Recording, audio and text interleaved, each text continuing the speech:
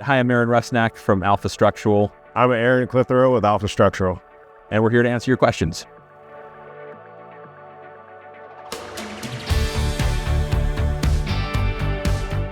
Yes, well, one of the things that's really common is you'll see a downspout that collects all the roof water and it takes all the water and just points it right at the foundation.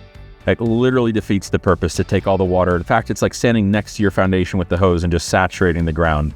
And then when you compound it with a planter that's along the side of the home or ground that slopes in towards the foundation, it's just literally a recipe for continued movement or deterioration over time. So you want to take that downspout, collect it, and run the water away, extend it out away from the foundation, run it out through the curb. You do need a permit to actually go through the curb if you're going to be touching city property.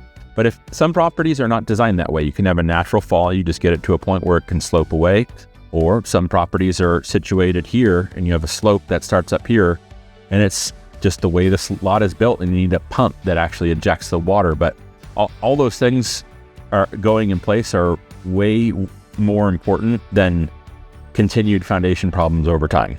So, another common thing would be having sprinklers at or right along the foundation. I can't tell you how many times I've gone to a home and they have sprinklers set up literally a few inches from the foundation system. You're just inviting water all along the foundation system. That and planters. People love planters right at a foundation. They love to slope the water towards it for some reason. I don't know why, but that was a very common thing that was done.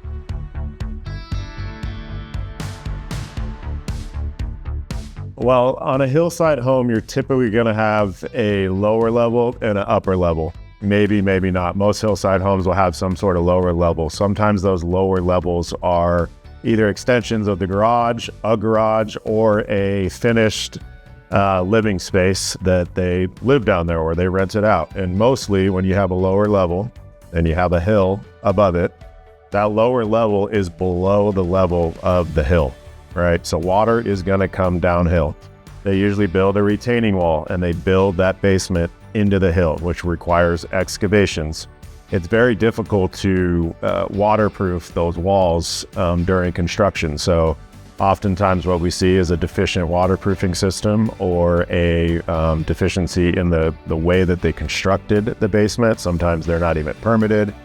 If you're getting water into your basement or your living space from a hillside above, what I like to do is I like to target your lowest elevated retaining wall and waterproof that. You need to protect that wall. So the best way to do it, if feasible, is to create a waterproofing system behind your lowest concrete wall, which is your foundation of your basement. And you create a waterproofing system with a French drain or a sub drain at the bottom of that wall, so below the floor of your basement. So all of that water is now collected below the floor, and that water will now need to either go to the street or into some sort of approved sump pump basin or drainage device. It's not always just that. Sometimes it's not even possible to get a waterproofing system behind certain properties. So there's drainage systems and other things that you could deploy, but every situation is different. If you're getting water in the basement though, those walls ideally need to be protected with an engineered waterproofing system.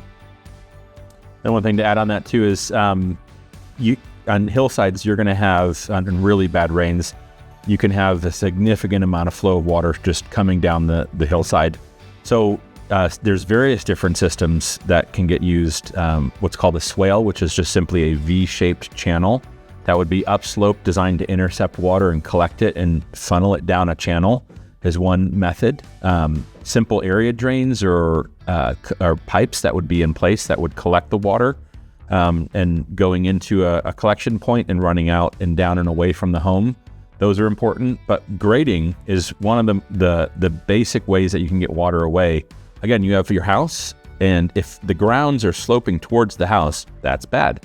Your ideal situation is home, gently sloped away grounds. That's what you want to have. So if you have a situation where grading can be done to take water and direct it away from the home because it's being sloped towards the house, that's what you would do. Or you could slope it away and have the collections be slightly away if you're in if you're in some sort of situation on a hillside where you're not going to move a mountain, but there are various different ways to protect it at locations around the home.